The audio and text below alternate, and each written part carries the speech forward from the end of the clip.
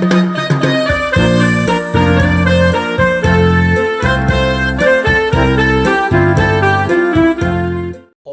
mandeh, rumah gadang rancak bana.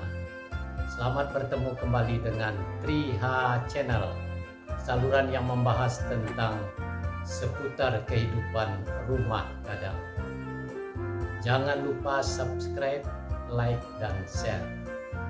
Kali ini kita akan membahas tentang rangkiang di rumah gadang. Apa itu rangkiang? Apa fungsi rangkiang dan bagaimana penggunaannya akan dibahas tuntas di channel ini.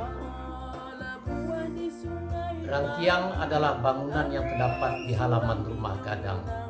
Atapnya bagonjong dua dan ada juga yang menggunakan atap tampan stasiun atau atap pelana. Rangkiang banyak terdapat di rumah gadang. Ada yang 7, ada yang 5, ada yang 3, dan minimal ada 1. Dan penempatan maupun penggunaan rangkiang tersebut, nama-namanya disesuaikan dengan sifat dan kegunaannya. Itulah dahulu yang terjadi di Minangkabau. Rangkiang berdiri berjejer di halaman rumah gadang. Jumlahnya bervariasi, tergantung dari kapasitas sesuai dengan hasil panen yang dimiliki suatu kaum pemilik rumah gadang. Kalau sawahnya luas, hasilnya banyak, maka dibuat rangkiang untuk penyimpanan juga banyak, karena rumah gadang tidak menyediakan ruang gudang sebagai tempat penyimpanan. Rangkiang yang berjejer di halaman rumah gadang ukurannya tidak sama. Ada yang besar, ada yang kecil, ada yang tinggi, ada yang rendah. Perbedaan ukuran inilah yang menjadi petanda untuk menentukan peruntukan pemanfaatan padi yang ada dalam masing-masing rangkiang tersebut.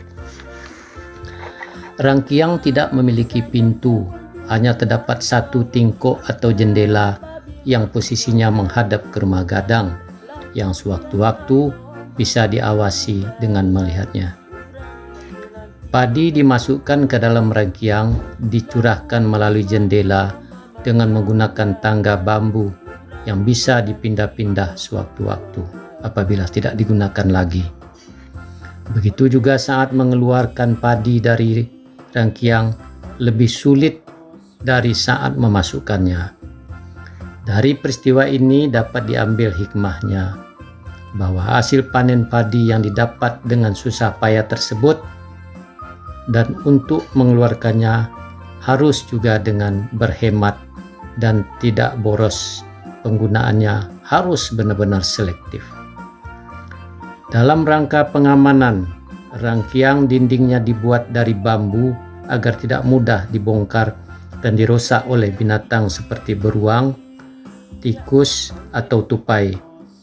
Bambu memiliki serat yang tajam, bisa mengakibatkan tangan atau bibir binatang pengerat luka disebabkannya. Rangkiang dinamakan juga kapua dan ada juga yang menamakannya balubu. Rangkiang dipergunakan untuk menyimpan hasil panen terutama gabah padi. Rangkiang merupakan sistem pergudangan yang dikelola dengan manajemen logistik yang sangat teliti, disesuaikan dengan zaman atau musim yang berlaku saat itu, yaitu musim panen, musim paceklik, dan musim hasil yang berlimpah ruah. Penggunaan hasil panen tersebut disesuaikan, ditempatkan pada rangkiang-rangkiang yang telah diberi nama sesuai dengan fungsi dan kegunaannya. Setiap rangkiang masing-masing memiliki nama berdasarkan sifat dan fungsinya. Secara garis besar, nama-nama rangkiang tersebut seperti contoh. Yang pertama yaitu rangkiang yang dinamakan biarawari, yaitu nama sekelompok rangkiang yang banyak terdapat di rumah gadang. Semua rangkiang tersebut dinamakan rangkiang biarawari atau rangkiang nan banyak. Yang kedua yaitu rangkiang yang dinamakan si bayau-bayau. Biasanya terletak di bagian pangka atau sebelah kiri halaman rumah gadang.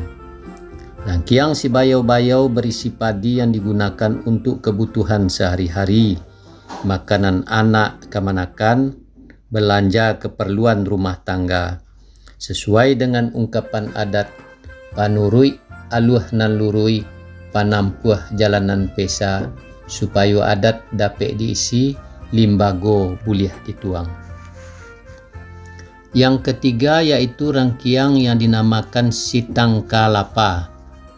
Biasanya terletak di deretan bagian tengah di halaman rumah gadang. Ukurannya agak ramping di antara rangkiang-rangkiang yang lain.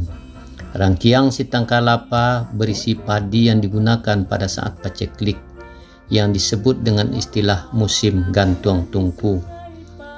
Padi yang ada di rangkiang sitang kalapa baru bisa dikeluarkan apabila padi di rangkiang si bayau-bayau hampir habis. Ditandai dengan terlihatnya punggung tempurung kelapa bermata tiga yang diletakkan sebagai penanda pada dasar rangkiang si bayau-bayau. Di samping digunakan untuk keperluan kaum sendiri, padinya juga diperuntukkan untuk penolong masyarakat di korong dan di kampung ketika musim paceklik. Sesuai dengan ungkapan adat, kok sentiang buliah dibilai, kok kurang buliah ditukuk.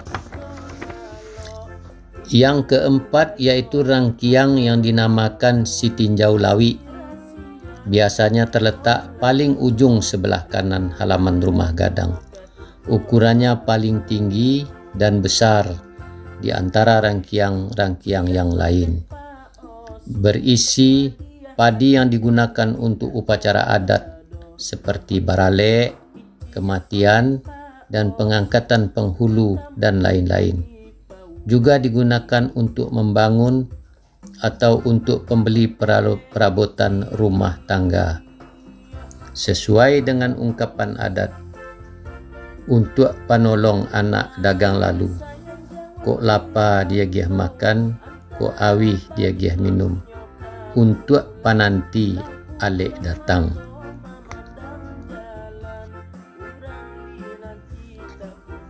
Yang kelima yaitu rangkiang yang dinamakan rangkiang kacik. Biasanya terletak di sela-sela rangkiang yang lain. Ukurannya paling kecil di antara rangkiang-rangkiang yang ada. Rangkiang ini berisi padi abuan, yaitu padi hasil sawah kaum yang dikelola oleh saudara laki-laki pemilik rumah gadang. Sawah yang dipakai oleh saudara laki-laki tersebut disebut sawah abuan. Itulah jenis-jenis rangkiang secara garis besar yang ada di Minangkabau. Mungkin juga ada penamaan lain dari itu sebagai puji-pujian yang ada kaitannya dengan suatu kaum yang menamai rangkiang miliknya. Pada masa lalu, rangkiang penuh syarat berisi padi. Padahal waktu itu masyarakat dalam setahun cuma sekali bercocok tanam, namun hasilnya melimpah ruah. Masyarakat hidup dalam kemakmuran. Lain dulu, lain sekarang. Saat ini rangkiang tidak lagi berfungsi sebagai gudang seperti dulu. Kebanyakan sekarang rangkiang hanya dijadikan sebagai hiasan di halaman rumah gadang. Rangkiang berdiri anggun sebagai monumen yang menggambarkan kemakmuran Minangkabau masa lalu. Demikian sekilas bahasan tentang rangkiang di rumah gadang. Sampai jumpa lagi pada video yang akan